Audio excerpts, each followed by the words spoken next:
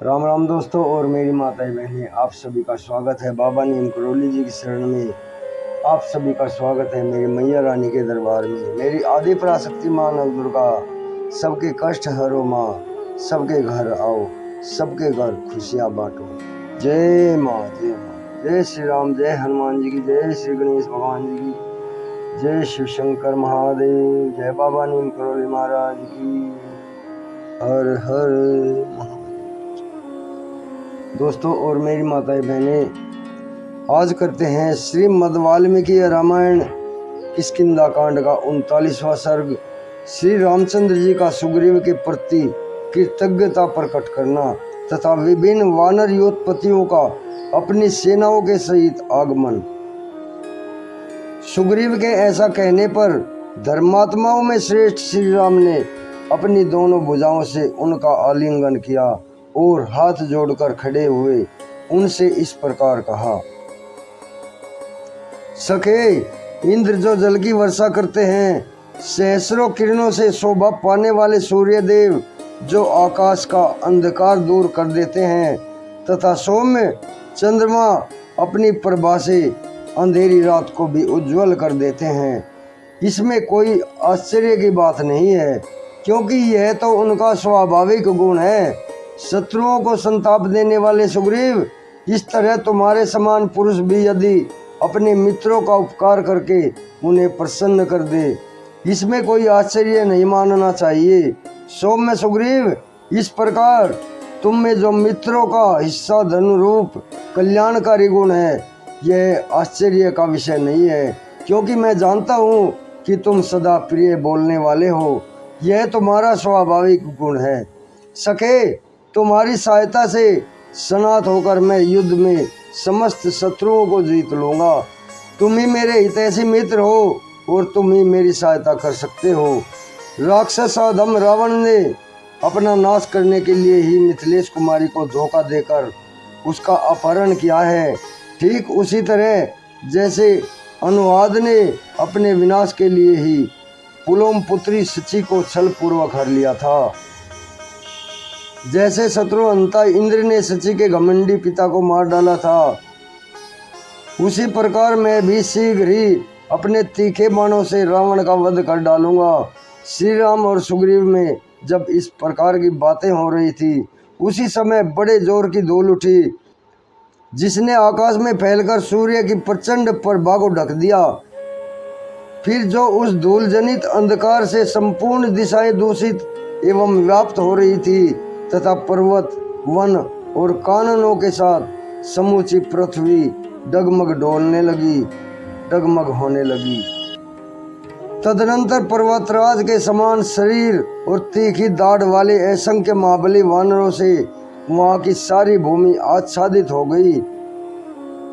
पलक मारते मारते अरबों वानरों से घिरे हुए अनेकानेक योत्पत्तियों ने वहां आकर सारी भूमि को ढक लिया। नदी, पर्वत, वन और समुद्र, सभी स्थानों के निवासी महाबली वानर जुट गए, जो मेघों की गर्जना के समान उच्च स्वर से सिंहनाद करते थे।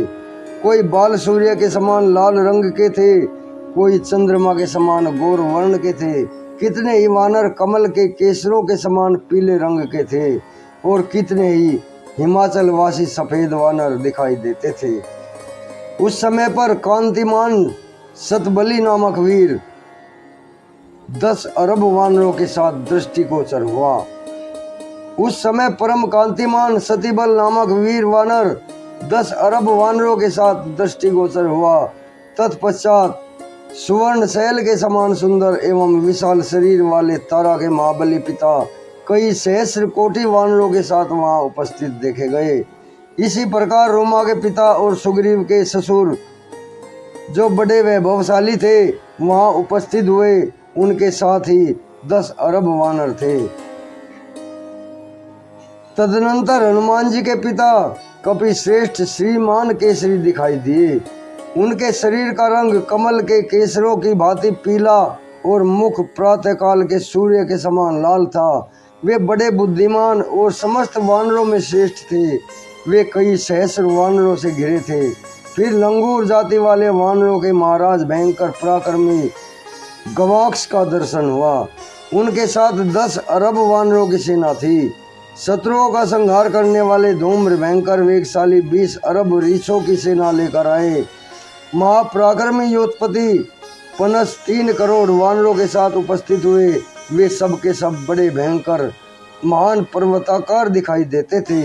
योत्पति नील का शरीर बड़ा विशाल था। वे नीले कज्जल गिरी के समान नील वर्ण के थे और 10 करोड़ कपियों से घिरे थे। तदनंतर योत्पति गवे, जो स्वर्ण में पर्वत मेरु के समान कांतिमान और महापराक्रमी थे, वे 5 करोड़ वानरों के साथ उपस्थित हुए। उसी समय वानरों के बलवान सरदार दरिमुख भी आ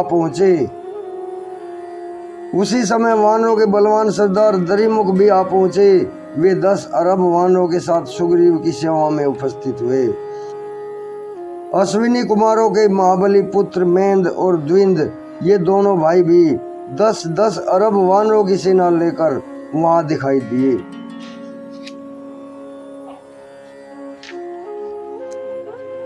तदनंतर महातेजस्वी बलवान वीर गज 3 करोड़ वानरों के साथ सुग्रीव के पास आया। रीछों के राजा जाम्बवान बड़े तेजस्वी थे। वे 10 करोड़ रीछों से घिरे हुए आए और सुग्रीव के अधीन होकर खड़े हो गए। रुमन नामक तेजस्वी और बलवान वानर 1 अरब पराक्रमी वानरों को साथ लेकर बड़ी तीव्र गति से वहां आया। इसके बाद योत्पति गंधमादन उपस्थित हुए। उनके पीछे एक पद्म वानरों की सेना आई। तत्पश्चात युवराज अंगद आए। ये अपने पिता के समान ही पराक्रमी थे। इनके साथ 1 सहस्र पद्म और 100 शंकु 1 पद्म वानरों की सेना थी। इनके सैनिकों की कुल संख्या 10 शंख 1 पद्म थी। तदनंतर तारा के समान कांतिमान तार नामक वानर 5 करोड़ भयंकर पराक्रमी वानर वीरों के साथ दूर से आता दिखाई दिया। इंद्रभानु नामक वीर योत्पति, जो बड़ा ही विद्वान एवं बुद्धिमान था, 11 करोड़ वानरों के साथ उपस्थित देखा गया। इसके बाद रंभ नामक वानर उपस्थित हुआ, जो प्रातः काल के सूर्य की भांति लाल रंग का था। उसके साथ 11,100 वानर की सेना थी। तत्पश्चात वीर योत्पति दुर्मुख नामक बलवान वानर उपस्थित देखा गया, जो 2 करोड़ वानर सैनिकों से घिरा हुआ था। इसके बाद हनुमान जी ने दर्शन दिए। उनके साथ कैलाश शिखर के समान श्वेत शरीर वाले भयंकर पराक्रमी वानर 10 अरब की संख्या में मौजूद थे। फिर महापराक्रमी नल उपस्थित हुए, जो 1 अरब 1,100 द्रुमवासी वानरों से घिरे हुए थे। तदनंतर श्रीमान दधिमुख 10 करोड़ वानरों के साथ गर्जना करते हुए किष्किंधा में महात्मा सुग्रीव के पास पहुंचे। तदनंतर श्रीमान दधिमुख 10 करोड़ वानरों के साथ गर्जना करते हुए किष्किंधा में महात्मा सुग्रीव के पास आए। इनके सिवा शरभ, कुमुद, वही तथा रंग, ये सभी दूसरे भी बहुत से इच्छानुसार रूप धारण करने वाले वानर योत्पति सारी पृथ्वी, पर्वत और वनों को आवृत करते हुए वहां उपस्थित हुए, जिनकी कोई गणना नहीं की जा सकती थी। वहां आए हुए सभी वानर पृथ्वी पर बैठे। वे सब के सब उछलते, कूदते और गरजते हुए वहां सुग्रीव के चारों ओर जमा हो गए। जैसे सूर्य को सब ओर से घेरकर बादलों के समूह छा रहे हों। अपनी भुजाओं से सुशोभित होने वाले बहुतेरे श्रेष्ठ वानरों ने, जो भीड़ के कारण सुग्रीव के पास तक न पहुंच सके थे, अनेक प्रकार की बोली बोलकर तथा मस्तक झुकाकर वानर राज सुग्रीव को अपने आगमन की सूचना दी। बहुत से श्रेष्ठ वानर उनके पास गए और यथोचित रूप से मिलकर लौटे, और कितने ही वानर सुग्रीव से मिलने के बाद उनके पास ही हाथ जोड़कर खड़े हो गए। धर्म के ज्ञाता वानर राज सुग्रीव ने वहां आए हुए उन सब वानर शिरोमणियों का समाचार निवेदन करके श्री रामचंद्र जी को शीघ्रता पूर्वक उनका परिचय दिया। फिर हाथ जोड़कर वे उनके सामने खड़े हो गए। उन वानर योत्पतियों ने वहां के पर्वतीय क्षेत्रों, झरनों के आसपास अपनी सेनाओं को यथोचित रूप से सुख पूर्वक ठहरा दिया। तत्पश्चात सब सेनाओं के ज्ञाता सुग्रीव उनका पूर्णतः ज्ञान प्राप्त करने में समर्थ हो सके थे। इस प्रकार श्री वाल्मीकि निर्मित आर्ष रामायण आदि काव्य के किष्किंधा कांड में 39वां सर्ग पूर्ण हुआ। जय श्री राम, जय श्री राम। हे मेरे राम। दोस्तों और मेरी माताएं बहनें, 39वां सर्ग पूर्ण होता है। कल 40वां सर्ग होगा। श्री राम की आज्ञा से सुग्रीव का सीता की खोज के लिए पूर्व दिशा में वानरों को भेजना और वहाँ के स्थानों का वर्णन करना। अभी आज्ञा लेता हूँ मेरे भाई। जय श्री राम, जय हनुमान जी की, जय बाबा जी।